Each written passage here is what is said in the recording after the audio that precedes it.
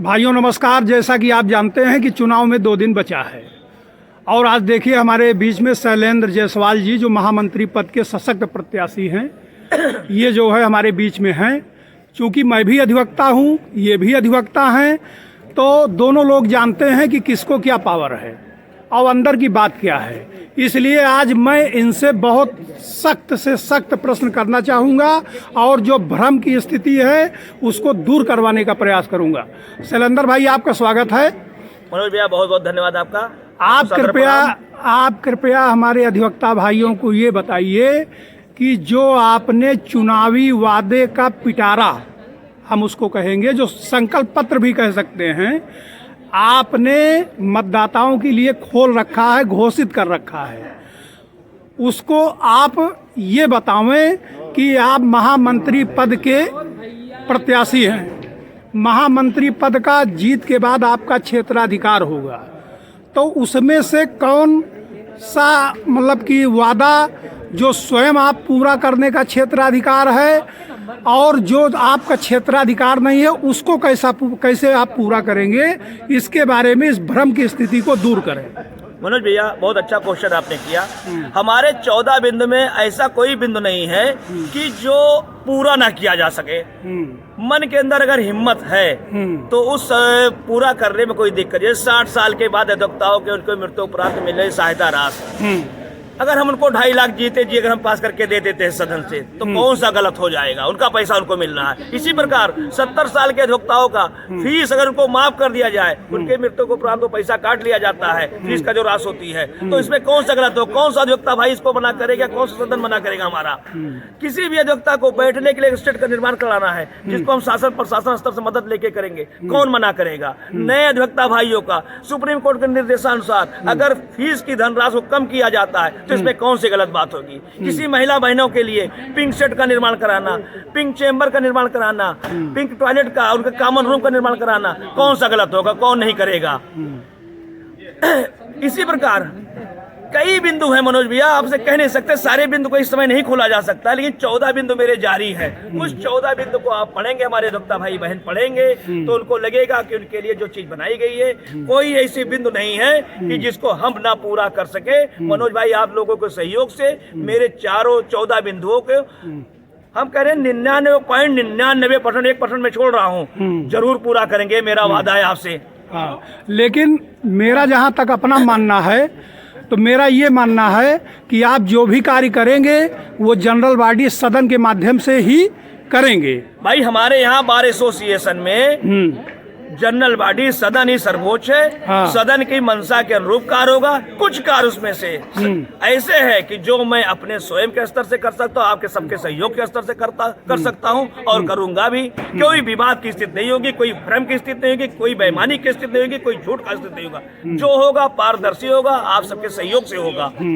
और अगली बात मैं आपसे जानना चाहता हूँ कि जैसे हमारे बार में मीटिंग होती है, हमारे जो जूनियर अधिवक्ता आए हैं, 10 साल 5 साल की वकालत वाले हैं, तो मीटिंग में पता नहीं वो बोलने का साहस नहीं जुटा पाते या अपनी बात को बोलने में कतराते हैं। और तो आप उनके लिए क्या कहेंगे कि कम से कम वो भी अपनी बातों को सदन में रखें? बिल्कुल सही मनोज भैया। हमारे जूनियर अधिवक्ता भाई जो भी है, बहुत से अधिवक्ता भाई जो मीटिंग में जाते भी नहीं, उनको नए अधिवक्ता भी आते, थोड़ा उनके अंदर बोलने में डर रहता है, तो उनके ऐसे अधिवक्ता भाइयों बहनों को खड़ा करके बुलवाया जाएगा, जो अपनी बात जिस तरह से रखेंगे उनका रखवाया जाएगा। उनके अंदर इसी कई बार मतलब ताकि उनकी समस्याएं सबको अवसर मिलेगा। और कुछ विशेष रूप से आप कहना चाहेंगे? एक समस्या की ओर ध्यान दिलाना चाहते हैं। हमारे आज छंगू प्रसाद कनौजिया जी हैं, जो तहसील के प्रसिद्ध अधिवक्ता हैं, बहुत मतलब कि सीनियर हैं। जी। आज वो अपनी समस्या गिना रहे थे कि तहसील सोहावल में आप बैनामा दाखिल कर दीजिए, क्रेता विक्रेता की बयान हल्फी दाखिल कर दीजिए, उसके बाद आर्डर हो जाता है। लेकिन तहसील सदर की ये स्थिति है कि यहाँ पे बैनामा दाखिल कर दीजिए, गवाही करवा दीजिए और लेखपाल को फिर आप खोजिए, आपकी फाइल साक्ष्य के अभाव निरस्त हो जाती है। और उसके बाद अगर कोई प्रार्थना पत्र देना हुआ तो वहाँ कोई जब साहब बैठेंगे न्यायालय पर, तब वो अपने हाथों में ही लेंगे, पेशकार प्रार्थना पत्र नहीं लेते हैं।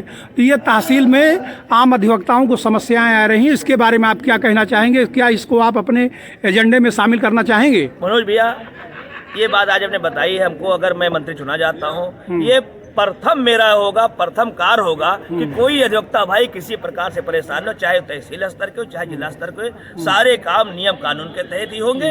और जो शंकु भैया की जो परेशानी है, और शंकु भैया जैसे बहुत से हमारे अधिवक्ता भाई बहनों को परेशानी है, तो ये सब परेशानी को खत्म किया जाएगा, नियम वगैरह से मिला जाएगा कि साहब इस तरह से परेशानी इसको निराकरण करें। तो हमारे अधिवक्ता भाई मजबूर है कि हम जो बात नहीं कहना चाहते हैं उस चीज को कहने के लिए मजबूर कि हम हड़ताल की तरफ अग्रसित होंगे, शासन प्रशासन के विरुद्ध मोर्चा खोला जाएगा। और एक बात बताऊं, जैसे जज और वकील की ड्रेस एक होती है, तो अधिवक्ताओं का सम्मान बना रहा है। और जो आजकल ये हो रहा है कि अधिवक्ताओं का उत्पीड़न खूब हो रहा है, अधिवक्ता को कोई डर नहीं रहा है, अधिवक्ता को कोई डर नहीं रहा है, इसका मतलब कि उनके वर्दी का भी वो सम्मान नहीं कर रहा है। उस बारे में सबसे पहले मतलब आप ये आश्वस्त करिए, उसके बारे में क्या कदम उठाएंगे?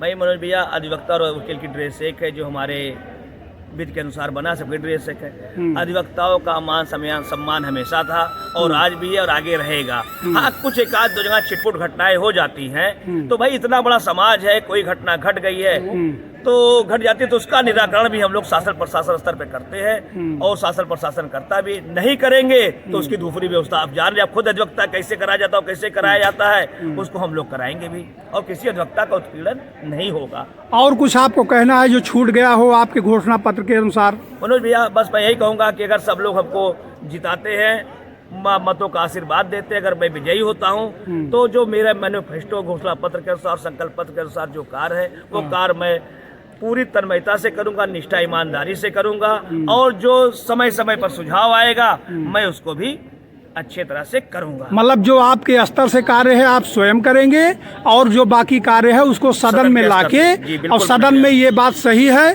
कि जो हमारे मतदाता हैं वही हमारे वही सर्वोच्च है, वही जनरल बॉडी है, वही तय करेंगे।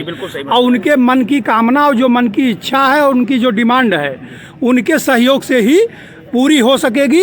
आप अपना फर्ज निभाएंगे, वो उसमें सहयोग करें, आपको जिताएं, आप उनको जो वादा है उनके सहयोग से पूरा करेंगे। अकेले कोई आदमी कोई काम नहीं कर सकता मनोज, चाहे जो काम हो सहयोग से ही होता है, और सहयोग ही सबसे बड़ी चीज पूंजी है। चलिए, इसके साथ हमारी ओर से और हमारी मतदाताओं की ओर से आपको बहुत बहुत धन्यवाद।